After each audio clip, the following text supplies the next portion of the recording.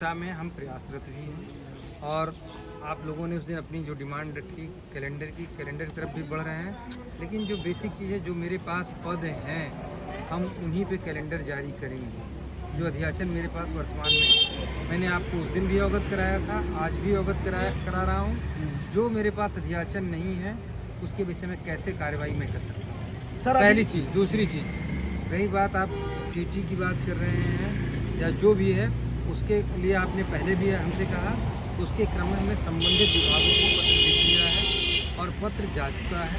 अब उनसे आने के बाद कोई भी जवाब हम अपनी प्रक्रिया को आगे बढ़ाएंगे, बहुत तेजी से आगे बढ़ेंगे। बेसिक में जैसे सर एक मिनट में जो सचिव जी ने आश्वासन दिया उस पर बात सुन लो। अभी सचिव साहब से बात हुई, उन्होंने बोला कि अध्याचन के लिए हमने यहाँ से हम प्रस्ताव भेजा, हमने पत्र लिख दिया है सबको और पत्र लिख आज शासन स्तर पे बैठक भी हुई हो रही है।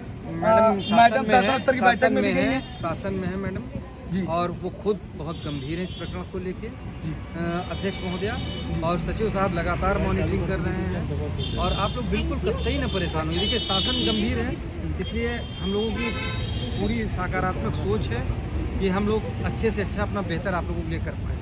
और मैं पहले दिन भी कहा, दूसरे दिन भी कहा, आज फिर कह रहा हूँ कि आप लोग परेशान हैं, लेकिन बहुत जल्दी इनका निराकरण हम लोग करने की दिशा में आगे बढ़ रहे हैं। सर कितने लोग ओवर एज होते चले जाए? देखिए इसमें देखिए मैं चाहता हूँ जो वार्ताएं हुई है उसमें सचिन जी भी टीम में थे, 5 सदस्यीय टीम में राहुल जी भी थे। मैं चाहता हूँ 2 मिनट सचिन जी भी अपनी बात को रखें। देखिए हम सचिव साहब से मिले, जैसे सर ने बताई लगभग वही सेम बातें थी और मेन मुद्दे की जो बात है वो ये है कि अध्याचन जब आएगा इनके पास तभी आयोग आगे उसके ऊपर प्रक्रिया शुरू करेगा। आयोग अपनी प्रक्रिया में लगा हुआ है, काफ़ी चीज़ों के ऊपर आयोग लगा हुआ है, लेकिन आयोग निर्भर है दूसरे आपके संस्थान के ऊपर।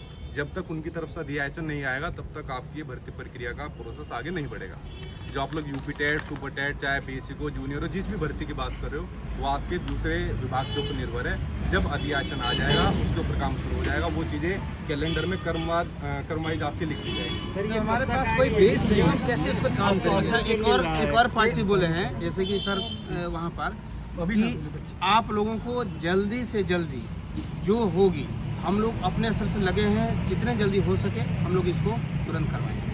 आप यकीन नहीं करेंगे, आप लोग हम लोग संडे के दिन भी छुट्टियों में शाम को देर तक बैठ के मतलब कितनी जल्दी प्रक्रिया शुरू हो जाए, क्योंकि माननीय मुख्यमंत्री जी का बहुत इस पर दबाव है कि आयोग तुरंत शुरू हो। और उसके साथ हमारे शिक्षा मंत्री योगेंद्र उपाध्याय जी, आदरणीय योगेंद्र उपाध्याय जी का भी दबाव है। अपर मुख्य सचिव साहब का, हमारे MP अग्रवाल साहब का भी बहुत दबाव है कि जल्दी से जल्दी कार्य शुरू कर दिया जाए। डेली वो मॉनिटरिंग कर रहे हैं। और नहीं देखिए, आप पहले समझिए कि अधिष्ठान किसके पास है, जिस माननीय मंत्री जी के पास है, वो लगातार उसकी मॉनिटरिंग कर रहे हैं। चीज़ों को आप समझने का देखिए, आप सर क्या बताएंगे कितने पदों पे आएगा, लेकिन अब गौन हो रहा है कुछ जो चीज़ है वो जहाँ से हो रही है वो वहीं हमको अप्रोच करना है। आप अध्याचन आने दीजिए, हमने उसके लिए पत्र लिख दिया है। अब जब उनसे कुछ मिलेगा तभी हम उस पर आगे कार्रवाई कर सकते हैं। अध्याचन आने पर पोर्टल पर आपकी सारी डिटेल्स आ जाएगी, उसके बाद प्रक्रिया आपकी आगे बढ़ेगी। मतलब अभी कई विभाग की प्रक्रिया बताइए, हम आप लोग छोटे हो, जब तक कोई बेस नहीं हम किस पे काम करें। मान लीजिए जमीन नहीं, हम कैसे मकान बनाएंगे आप बताइए। जब अध्याचन मिलेगा हमको तब हम उस पर काम कर पाएंगे ना। यूपी टेट क्योंकि अध्याचन मिलने पर ही हम उस पर पहले देखेंगे कितनी वैकेंसी के अनुसार आगे बढ़ेंगे हम। आज शासन स्तर की बैठक है जिसमें मैडम गई हुई है, अध्यक्ष महोदया, और बाकी जो नई भर्ती के संबंध में अध्याचन के लिए इन्होंने पत्र लिख भी दिया है और सचिव साहब सर से बात भी हुई है और उन्होंने कहा है हमने यहाँ से फॉरवर्ड भी कर दिया है। अब आज की बैठक के बाद कल मुलाकात होती है अध्यक्ष महोदय, सब कुछ बहुत गंभीर है आयोग, शासन बहुत गंभीर है और जल्दी से जल्दी हम लोग आगे बढ़ेंगे। सर एग्जाम कैलेंडर कब तक जारी हो सकता के है? बारे में बोला है कि जब तक उसके कंपोनेंट हम चेक नहीं कर लेते क्या होता है, कैसे होता है, मतलब ये जानकारी अभी आ नहीं है, तब तक हम उसके बारे में नहीं कह सकते। पहले जिन अधिकारियों के पास था उनसे हमारी वार्ता चल रही है लगातार और हम उस दिशा में आगे बढ़ रहे हैं, लेकिन ऐसे तो कोई चीज़ नहीं शुरू की जा सकती, उसका पूरा हमको ज्ञान में हो हम शुरू कर दें और कोई गड़बड़ होगी फिर आपके लिए भी दिक्कत होगी ना। आप निश्चिंत रहें, हमको अगर यहाँ भेजा गया है या सचिव साहब यहाँ बैठे हमारे आदरणीय सचिव साहब या अध्यक्ष महोदया हैं, सब लोगों की सकारात्मक सोच है। अच्छा, बिल्कुल आप निश्चिंत रहिए उसके लिए। सिलेबस भी क्या चेंज हो सकता है क्या? सिलेबस भी चेंज हो सकता है क्या? नहीं, अभी एक बात समझिए, मैं बताता देखिए, हूँ आपको। हम इसको एक्सपर्ट कमेटी के पास भेजेंगे। सिलेबस के एक्सपर्ट ना हम हैं, ना आदरणीय सचिव साहब हैं, ना अध्यक्ष महोदय हैं। एक्सपर्ट कमेटी को निर्णय गोला मत लेना बनाया। है। तो गांधी जी गोला एक और बात है सर, जो सर बोले हैं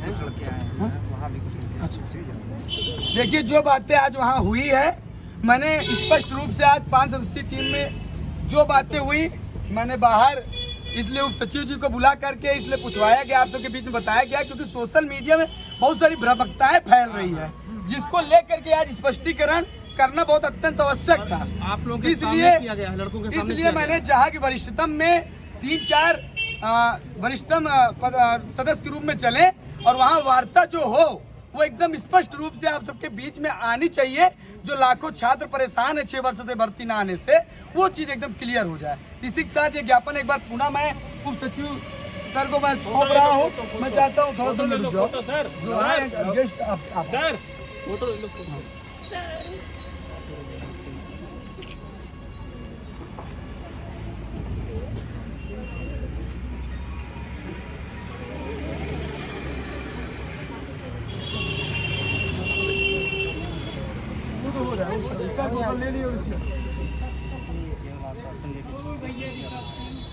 बहुत पसीना हुई है। मैं सब डिटेल्स में सर मैं बीएड की सिर्फ यहाँ पे मैं ही बीएड थी, तो मुझे अपने लिए भी जानना था मैं कि दुनिया डिटेल्स की में आपने आपको कोई बता बात दूंगा की सारी है। चीजें अंदर क्या क्या और बातें हुई।